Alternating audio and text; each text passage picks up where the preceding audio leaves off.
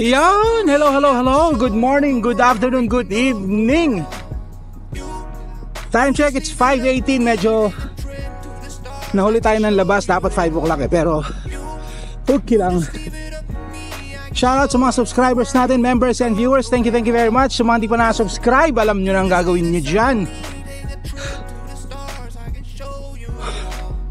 Today is Wednesday, May 21. Yan. And today is day 35. Akalain mo, ganun-ganun lang yun. Naka 5 days na tayo, nakakalimang araw na tayo na tagta 30 kilometers ang minimum. So hapon nag 40 kilometers tayo. Hindi pala tayo, ako. 40 kilometers ako kahapon. Kaya masakit na masakit ang aking binti. 40 pala ang aking 40. Masakit. Sakit ng legs ko. Kaya chill lang tayo ngayon. We will do 30 kilometers lang ulit today. And the weather is malamig ang weather ngayon compare yesterday. Yesterday medyo malakas ang humidity. So ngayon hindi. Malamig ang simoy ng hangin. Hi. Ayan, we're really getting closer to our next goal, which is 45 days. 45 days at 30 kilometers na ride. Minimum. Yan. Yun lang. So, let's go. Yan, pasok tayo dito sa ating paborito, sa ating Khalifa track. Kanina sabi ko di ba malamig doon sa hindi mahumid. Ngayon dito mainit. Mainit-init. Malagkit. Kanina hindi eh. Ditong side na to malagkit. Anyway, start na tayo ng ating day 35. Ito. Dito lang ulit tayo, so pasensya na kayo at masasawa kayo ng husto dito sa ating lugar. Kasi hindi na we're maximizing the time na instead of magta-travel pa tayo, imbis na ibabike natin ita-travel pa natin. Pero sa weekend, during weekend, I'll try and I'll see to it na we'll go to a different location para naman hindi naman kayo masyadong masawa sa akin. So pasensya na kayo kung nakakasawa na at nagiging redundant na ang aking content, but I just wanted to share with you my physical activity and my achievement when it comes to my physical activity. So 30 days. I'm not a strong rider, hindi ako talaga siklista. I'm doing this just as a physical activity for my weight loss journey. So if in the long run I could na naging malakas akong siklista, hindi pong pwede na sumali sa competition, why not? But right now, this is just part of my physical activity sa aking weight loss journey. Alright, let's go! Yun, halfway through na tayo dito sa ating 30 kilometer ride for today. Pero grabe, ramdam ko yung pagod kahapon, yung legs kahapon. So kaya ngayon medyo chill lang tayo. Hindi masyado, pero kahit na hindi tayo pumupukpuk, ramdam mo alam mo yung konting padyak mo pa lang mainit na kagad yung binti mo. Well anyway, today 30 kilometers lang tayo today, so hopefully that's good enough recover ride so that we can do longer ride next. So Wednesday, Thursday, puro tag 30 lang muna para sa weekend makapag longer ride tayo sa weekend. Yun, ganun na lang. Yan na, labas na rin ang araw. It's 5:51. Hirap. Pero hindi naman siya miserable. Kasi there's a big difference na nahihirapan ka and at the same time miserable ka. Pero yung hirap na kailangan mo paghirapan dahil kumbaga it will give you a good reward, parang ganun. So motivated ba? Thanks to all of you kasi yung mga sa inyong mga viewers, members, mga subscribers yan. Kayo ang dahilan kung bakit ako gumigising ng maaga. Kumbaga kahiyaan na to. Panindigan ko na to.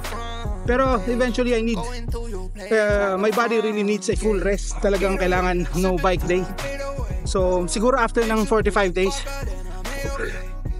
mag-reset na lang tayo para until we achieve that 100 kilometer ride. 100 kilometer, 100 days consecutive ride.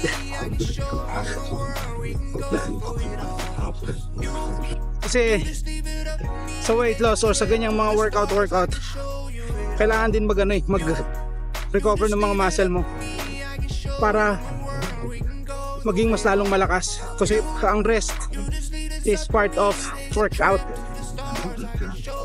Kailangan talaga may pahinga.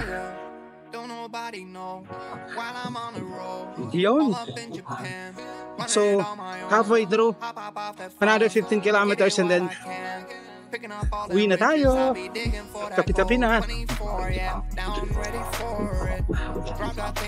Let's go. Yun. Day 35 is done. 30 kilometers is almost done as well. So mag-exit na tayo dito. Pagod. Pero masaya. Masaya naman.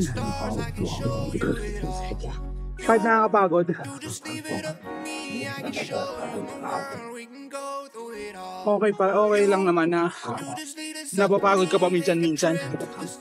Mas okay yung nag-bike at napagod ka kasi yung nag-bike at hindi ka napagod, kasi parang effort is sayang. Kung nag-bike ka at hindi ka naman napagod, kasi importante dapat pag nag-bike ka na medyo sumasakit-sakit din yung mga katawan mo. So otherwise parang you're doing something wrong. Yan. Sabi nila may anting-anting ako na.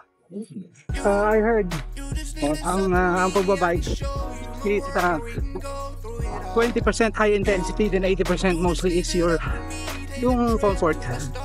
So parang paminsan-minsan dapat yung ipupush mo yung sarili mo, not to a point that you become miserable. Push mo lang yung sarili mo until yung nararamdaman mo, yung alam mo yung it's worth the effort, parang ganun. Anyway, hindi ko alam kung naintindihan sinasabi ko. Well anyway, hindi naman ako malakas na siklista, or hindi ko nga alam kung siklista ba tawag sa akin. Anyway, hindi ako malakas na nagbabike. So sa mga nagbibisikleta dyan, pasensya na kayo dahil kung ang 30 kilometers sa akin achievement na. So yan lang, lang naman to, ginagawa ko lang naman to as my physical activity para sa aking weight loss. Nagbabike ako to lose weight, parang ganun ba. Kaya huwag nyo sabihin 30 kilometers lang, hirap na to si Pau Tupit. Yan, sorry na pag ganon. Hayaan nyo nang ibigay nyo na sa akin yung achievement na 30 kilometers. So anyway, 35 kilometers, 35 days is almost done. Yan, see you at home, let's go. All my homies, they done told me I'm a stoner. That's I'm jelly-ish, but I don't look like Homer. You just leave this up to me. I can show you my world. We can go through it all.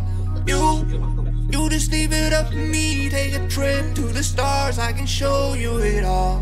You just leave it up to me. I can show you my world. We can go through it all. You just lead us up to me, take a trip to the stars, I can show you it all. You just leave it up to me.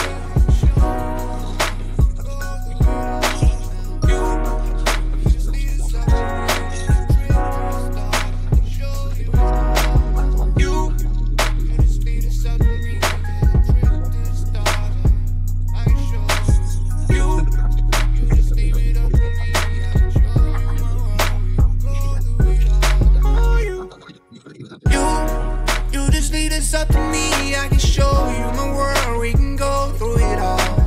You just leave it up to me, take a trip to the stars, I can show you it all. You just leave it up to me, I can show you my world, we can go through it all. You just leave it up to me, take a trip to the stars, I can show you it all.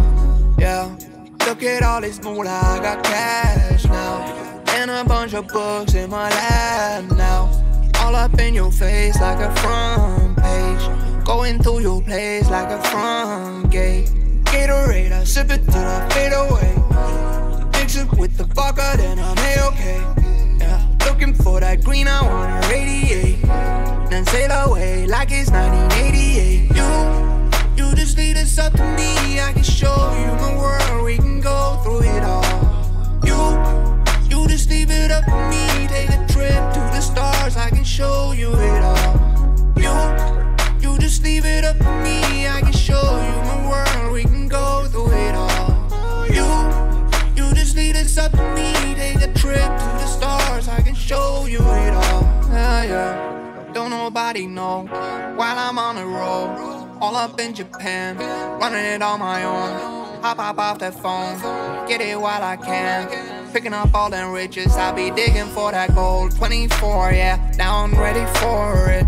Drop that thing like I went smoking on the corn. All my homies, they done told me Yan. Ayan na, home sweet home na tayo. 30 kilometers done. Day 35 done. Am I done? We'll see tomorrow.